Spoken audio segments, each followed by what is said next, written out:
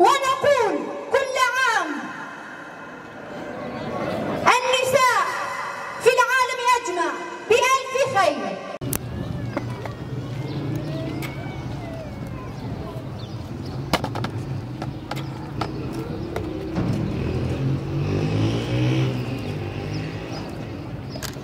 شيراز حمو، عضو منسقية مؤتمر ستار لمجلس شمال وشرق. النساء المناضلات والمقاومات،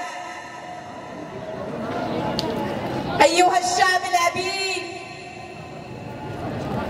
شعب المقاومة والفداء، في البداية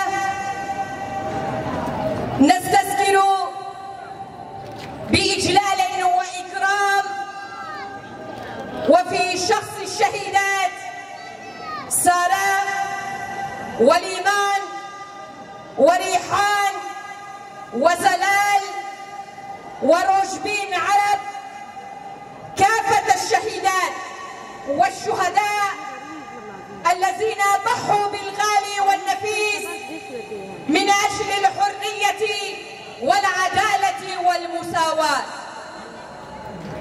نبارك لنا جميعا يوم 8 من آذار، يوم المرأة العالمي، على كافة النساء وعلى المجتمعات الذواقة للحرية.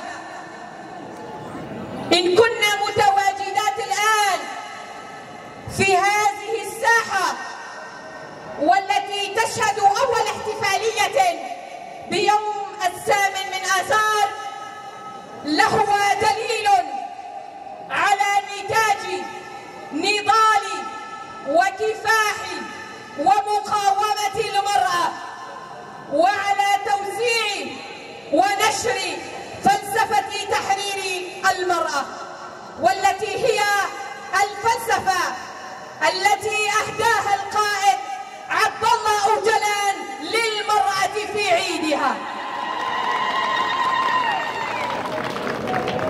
إن كنا متواجدات الآن هنا، نحن متواجدات كإرادة وكوجود وككينونة. المرأة التي استطاعت أن تطلق ثورتها، ثورة المرأة، الثورة المجتمعية، والتي أنتجت بدورها نهضة فكرية واجتماعية، والتي لعبت دورا بارزا في ترسيخ مشروع أخوة شعوبي، وردت كافة السياسات الهادفة لكسر المرأة، لكسر إرادة المرأة وإبادتها. ولكن لا حرية بدون حرية المرأة.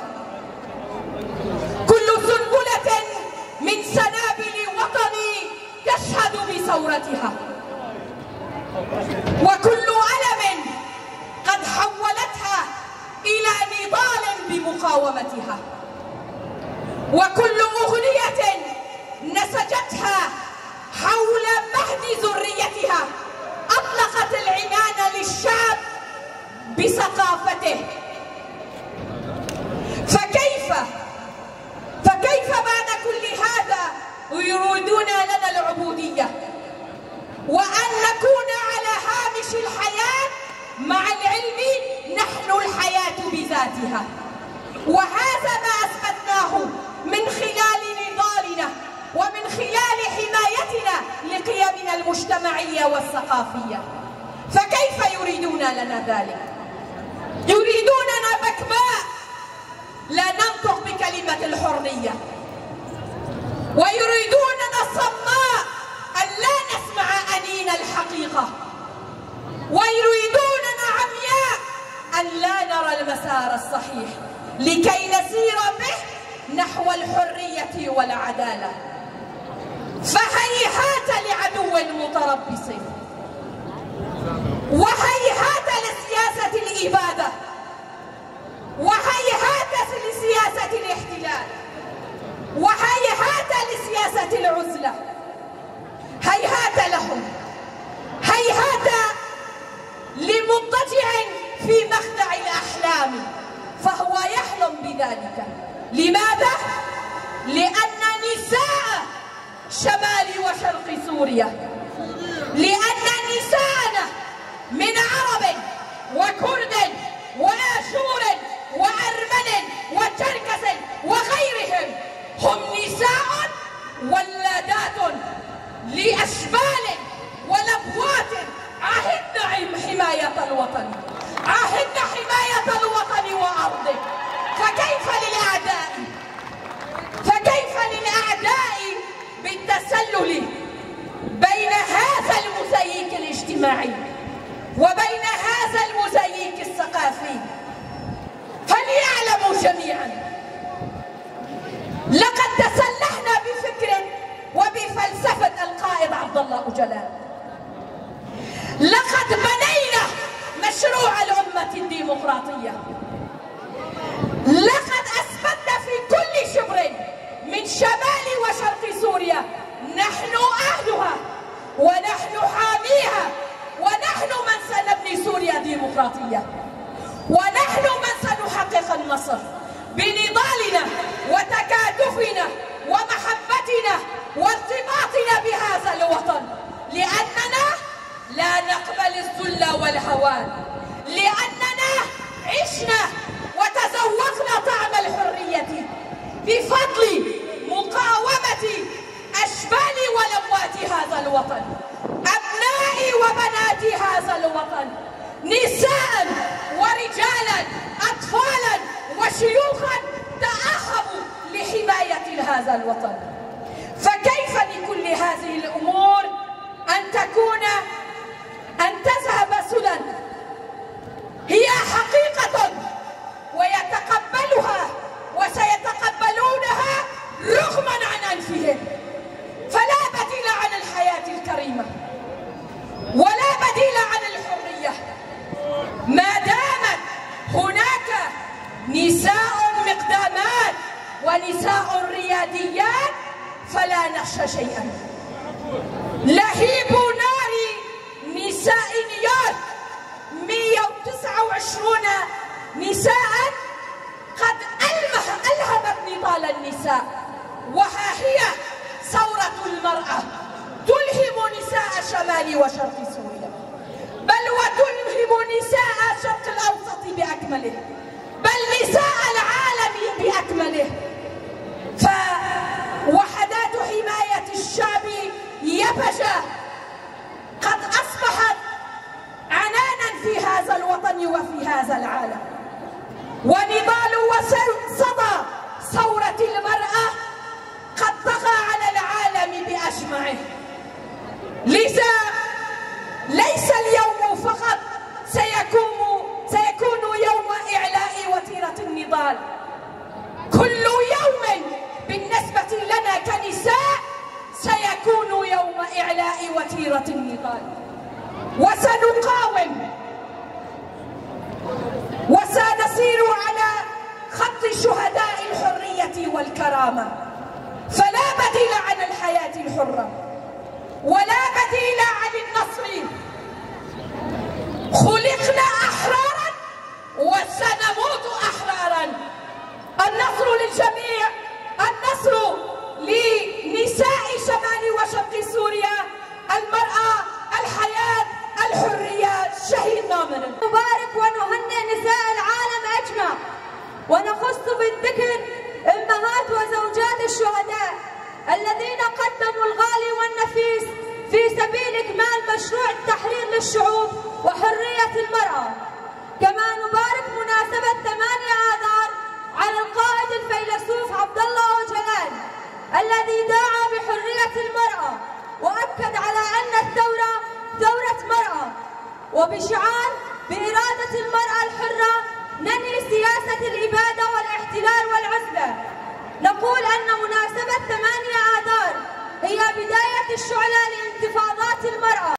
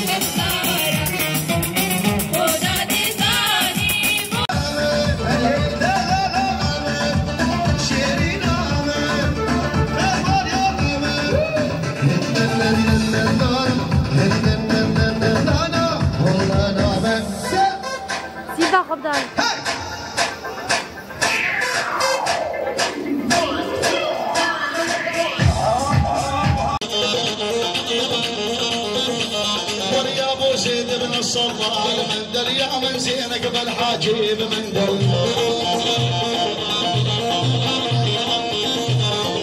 هذا حبيب قلبي المندل سلامك والله واجب مندل